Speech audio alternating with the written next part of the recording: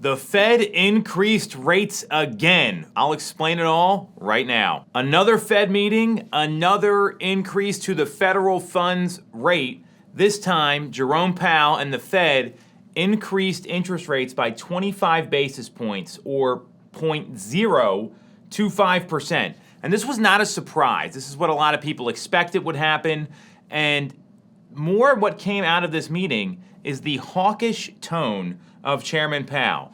And it's clear to me that the Fed is going to keep up with this rate increase policy, at least for the next two meetings coming up, as expected. Even though inflation is dipped, that number softened, and we got an amazing jobs report. The unemployment rate that came out last week was 3.4%, below the predictions of 3.6%. Here's the thing people aren't talking about enough. This is the lowest unemployment rate since May 1969. So the job market is really strong. We're seeing that the markets responded favorably to the Fed rate increase and the jobs report, and we saw mortgage rates dip slightly below 6%. And we are seeing people locking in with that 5 handle, so a 5 point whatever mortgage rate. So we're seeing that the markets responded pretty favorably. They don't agree with the hawkish tone of Chairman Powell, who's saying we need to keep raising rates. And a lot of economists are saying the Fed needs to pull back and reverse course, either with stopping interest rate increases altogether and maybe looking at making some decreases at the end of 2023. These are people like Logan Motashomi from Housing Wire, as well as other economists out there that are charting this pretty closely. So what we're seeing here is you've got this Fed rate increase, and then the markets respond a little differently. We see rates drop, we see the markets rally. Then we get this unemployment report, and the chief economist at ZipRecruiter said this job report is almost too good to be true. So there's all these economic headwinds, and it looks like the Fed's doing one thing, and the market and unemployment are doing something totally different. So there's this little bit of a conflict of the policy versus market reaction. So what does this mean for the housing market? And what I know is this. Demand is going to be stronger than ever with low unemployment. When you see unemployment drop to the lowest rate since 1969, you're going to see demand increase. And we've already seen that through the first 5-6 weeks of the year with a return of multiple offer, competitive bidding situations, homes selling above the asking price, and we've seen inventory, although it's up in the suburban counties and in Philadelphia. We're seeing a 1.5 to 1.77 month supply in suburban counties and about a 4.5 month supply in the city of Philadelphia.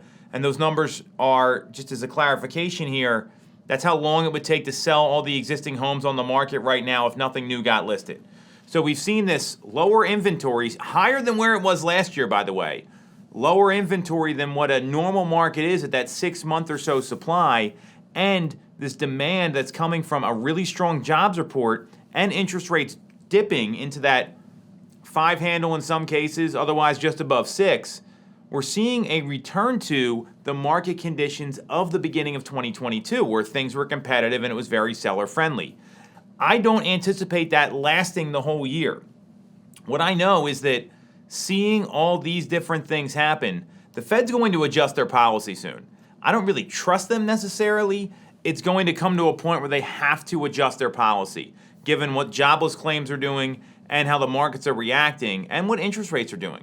So seeing all this movement, if I'm a buyer right now, I am taking the multiple offer mindset on every single home that I look at because there likely will be competition given inventory levels in our market.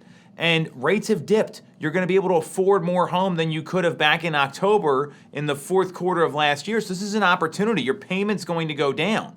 And with that adjustment in payments since where we were last year, it's going to make things a little easier for buyers. If I'm a seller, I'm worried about the inventory pop that we're likely going to see in the spring. This happens every single year during a seasonal market. So throw COVID out, throw 2020 out, we will see an inventory pop.